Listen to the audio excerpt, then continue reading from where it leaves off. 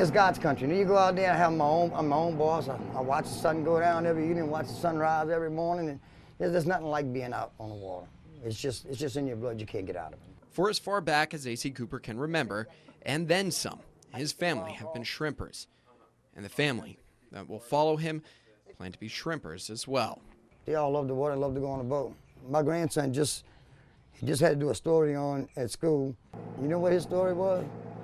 Going on a boat with his grandpa, shrimping. But as romantic as the notion is, with generations following in their grandpa's footsteps, the future of the shrimping industry is far from certain. This is 2017. I'm getting paid less now than I did in the 80s.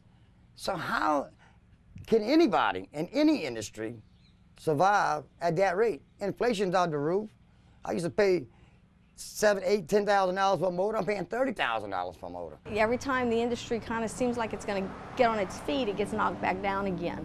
After fighting back from events such as Katrina and Rita, and even the oil spill, one of the major struggles the industry is facing dates back to the 80s and 90s. We didn't realize it, but we had imports coming in. Foreign shrimp imports had arrived in the country, flooding the market and sending the price of pound per shrimp plummeting. We used to get $4, $5 a pound for our biggest shrimp. Today we can't get $2 for them. According to NOAA, 90% of the seafood eaten in the U.S. is imported. The number is up from 60% from 2 decades ago to more than 1.2 million pounds last year. That's really the most difficult part, is that we import more into this country than we can eat. And so it keeps the prices down. And both shrimpers and the LSU Ag Center agree that imports have had one of the largest impacts on shrimp prices, making it cheaper for the consumer, but harder for Louisiana shrimpers to make a living. The shrimp that we did catch, we just didn't get no money for them. There's no way that we can compete with this foreign market at the rate we're going. But out of all the imported seafood, half is produced in an aqua farm. A recent government accountability report is questioning the quality of the food we're getting. People really need to be reading. Look at the back. Don't look at processed by. You want the country of origin labeling, what country did it come from. You just don't realize what you're eating. When you get to a restaurant, you ask where your seafood comes from. If they say Louisiana, ask for the box. In Venice, I'm Daniel Phillips for KATC TV3.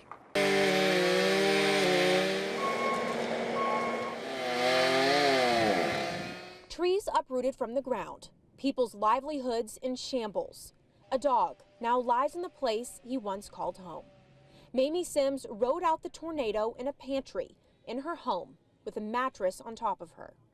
I didn't hear very much sound. I wasn't totally under the mattress, and I saw the roof come up and slam back down on the house.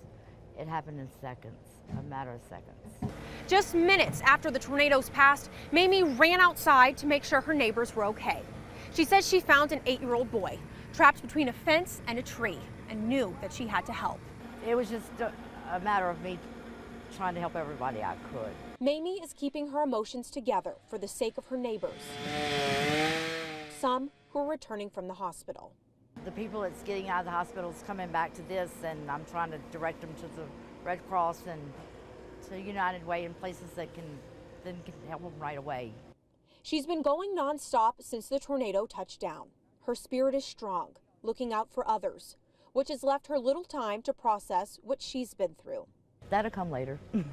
When it's time, yeah, I will do that. It's just, it's not time for me yet. It's time for me to help, and then I'll fall apart. In Watson, Micah Hatfield, KATC TV3.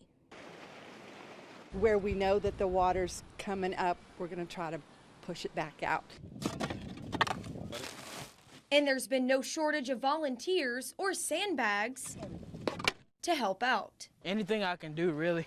I believe in good karma. 60,000 sandbags is a lot of bags, but they continue to pick them up as we roll this tape. And so what we want to do is just ask people to protect their personal property. Anytime we have an event like this, our goal is to make sure we don't lose a life, and it's about public safety. And I'm from Morgan City, and I got a lot of friends that stay over there in Stevensville. And I'd rather come here on my off day and come help, you know. As the waves continue to crash and clouds cover the sky, still no sign of the water levels going down. I'd say it's probably at least 2 or 3 feet lower. You know, so this Deep? time, yeah, lower. Sometimes you can see the dirt down there, the mud, you know, but yeah, it's very high, very high. With all of the extra helping hands, I mean, Southern hospitality is the best hospitality. The dart hit near Chico State Park, so we headed to St. Landry, the closest community. There's no one. But after the only 2 cars that passed continued on their way, That's a no from both cars so far. we decided it was time to try a new spot. So we headed down the highway to Bayou Chico. Do you have a story you'd like to share today? No. Are you from around here? After multiple no's, one man was willing to talk. That Jeep's been here for 40 years. 73-year-old Bobby Burley has lived in Bayou Chico all his life. That Jeep there's full of gooseneck trailer, 32-foot gooseneck. But he decided not to tell his story. But I just wanted to put my Jeep in the picture. After hours with no leads, Today is constant denial. I took matters into my own hands. Well, so far, no one has agreed to talk to us, but we did see this sign that there's a wild hog for sale somewhere in this vicinity. You're the one selling the wild hogs? Cue Bobby Burley for the second time. I've been catching hogs for 40 years. So with that, That's good, let's ride, y'all. we crammed into his old Jeep and hit the road. A day in the life of Bobby Burley means a quest to trap a wild boar. I've been catching them all my life, though. I like to do it. But these traps are more than just fun. They're the last line of protection between a field of crops and a boar's wild appetite. They root up everything. It looked like a big, bunch of plows went through there, you know? The memories of trapping and this Jeep go hand in hand. Burley bought it with a cow 40 years ago and has been driving these back roads ever since. Usually in the front seat is his wife helping him. She can outwork 5 good women. And this tape around his steering wheel from when his grandson broke it at 2 years old. He was standing in the seat and he'd take that wheel and he broke it one time. This is Bayou Portage right here. The battle was held here, across these 2 banks. But as Lachele continued to give us a tour of his camp, the tables were turning. And I realized, as Lachele was telling us about his land, Is this pretty country? this land was telling us about him. Souvenirs on the wall tell of a long career in oil and gas, And this is a nail full. and his perseverance through the highs Things were smoking and going in the 70s, man. Look, and the lows. the bottom fell out completely, you know. You couldn't buy a job. These antlers on the wall go almost ignored. Instead, it's the pictures of family that he brags about most. My family, we stay together. We're always together as a group. But perhaps most telling is this forest of trees. We love the woods. A logger approached him. They offered me an astronomical price to clear cut my land. For a cypress, he could have made thousands, but he wouldn't sell one. I didn't buy it to cut the timber. I bought it to save the timber. That's when I learned Charlie Lachele is a man who remembers. Neither the cold I forgot what it's like to be this cold. Shut up. nor the wind Let me take this sign off.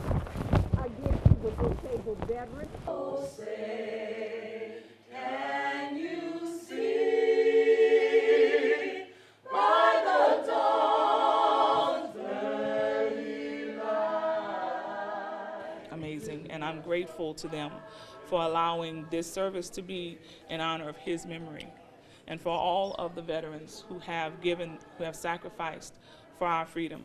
I salute you today. Stand beside her and guide her through the night with the lights from above.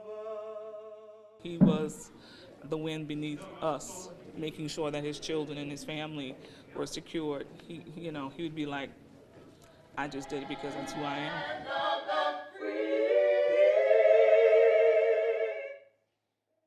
It's very important to all Americans need to sit down and not just see this as a day of, being off, but honor a veteran, because without their sacrifice, we would not be here.